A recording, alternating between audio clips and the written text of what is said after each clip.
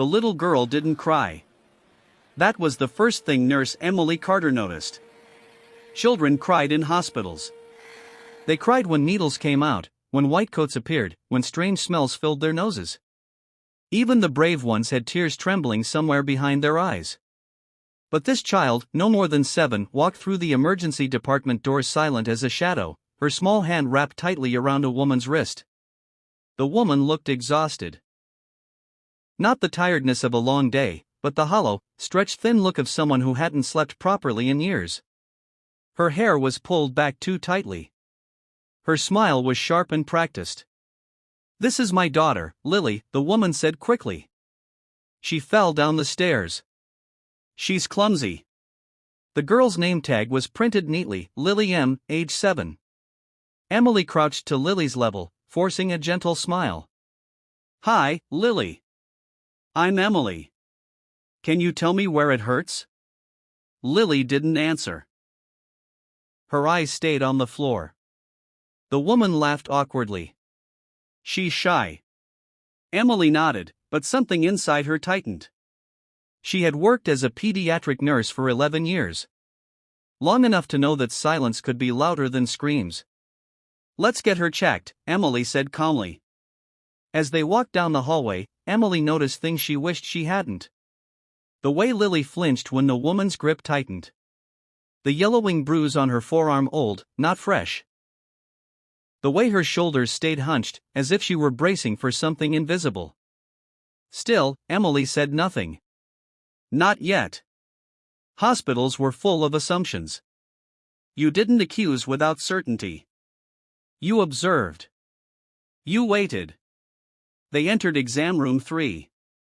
Emily closed the curtain and knelt again. "Lily, sweetheart, I just need to check your vitals."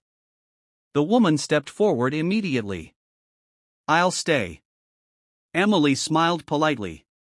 Actually, hospital policy asks parents to wait outside during the initial exam. It helps children relax. The woman's eyes hardened for half a second. Then she smiled. Of course. She stepped out, but not before whispering sharply into Lily's ear, too quietly for anyone else to hear. Lily's fingers curled into her sleeves. The door clicked shut. The room felt different instantly. Emily took Lily's blood pressure gently. "You're doing great." Still no words. Emily leaned closer. "You know, you're very brave." For the first time, Lily looked up. Her eyes were enormous. Dark. Too old. Emily's heart skipped. That's when Lily moved. Slowly. Carefully. She lifted her left hand, pretending to scratch her arm. But Emily saw it. A tiny red drawing on Lily's palm. 3 shapes. A house. An X. A stick figure. Emily froze. Her breath caught painfully in her chest. She knew that symbol. Every pediatric nurse did. It was taught in training sessions you prayed you'd never need. A child's silent distress signal. Home is not safe. I am hurt. I need help. Emily didn't react. Not outwardly. She smiled like nothing was wrong. But inside, alarm screamed. "Lily," Emily said softly, "that's a pretty drawing." Lily's hand trembled. Emily gently turned it over, pretending to examine her fingers. "Did you draw it yourself?" A tiny nod. "Can you tell me what it means?" Lily's lips parted. No sound came out. Then, barely a whisper. "Don't tell." Emily's chest ached. "I won't tell the wrong people," Emily said carefully. "I promise." Lily swallowed hard. Tears finally spilled, but silently. Emily stood and pressed the call button discreetly. "Dr. Wilson," she said evenly when he answered, "I need you in exam 3. Pediatric priority." She turned back to Lily and knelt again. "You did the right thing," Emily whispered. "I see you." For the first time, Lily squeezed her hand back. The woman outside. The woman paced the hallway. Every few seconds, she glanced at the door. When Dr. Wilson arrived, she intercepted him immediately. "What's taking so long?" Dr. Wilson gave a neutral smile. "Routine checks." She didn't like that answer.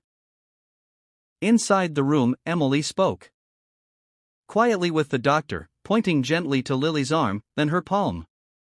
Dr. Wilson's face tightened. "Call social services," he murmured. "And security." Quietly. Emily nodded. She turned back to Lily. "Sweetheart, we're going to take some pictures of your arm to make sure it's healing properly." Lily's breathing sped up. "She's going to hear," Lily whispered. Emily leaned close. "She won't be able to hurt you here." Lily hesitated. Then nodded. Outside, the woman knocked sharply. "Is everything okay?" Dr. Wilson opened the door just enough. "We need a bit more time." The woman's eyes darted past him, to Lily. Something dark flickered across her face. Emily stepped between them instinctively. Minutes later, 2 social workers arrived. Then security. The woman's voice rose. "What is this?" "You have no right." Emily stood firm. "We're protecting a child." Lily clutched Emily's sleeve, her entire body shaking. For the first time, she spoke clearly. "Please don't let her take me." The hallway went silent. The woman lunged forward. Security stepped in. Emily wrapped Lily in her arms. "It's okay," she whispered. "You're safe now." But Emily knew the truth. This was only the beginning. That night, Emily couldn't sleep. Lily's face haunted her, the way she'd drawn that tiny symbol with shaking hands, hoping someone would understand. Most children didn't know how to ask for help. Some learned because they had to. Emily sat up in bed, staring at the ceiling, wondering how long Lily had been living in fear. Wondering how many times she'd tried to speak and been silenced. Her phone buzzed. A message from the hospital. "Lily has been admitted for observation. Temporary protective custody granted." Emily exhaled shakily. She whispered into the dark, "You're not invisible anymore." Meanwhile, in a small hospital room, Lily lay awake under thin blankets.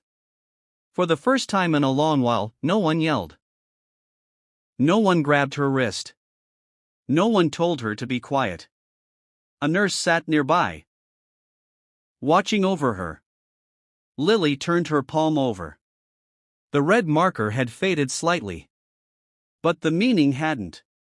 She closed her eyes, unsure of what tomorrow would bring, but knowing one thing for certain. Someone had finally seen her.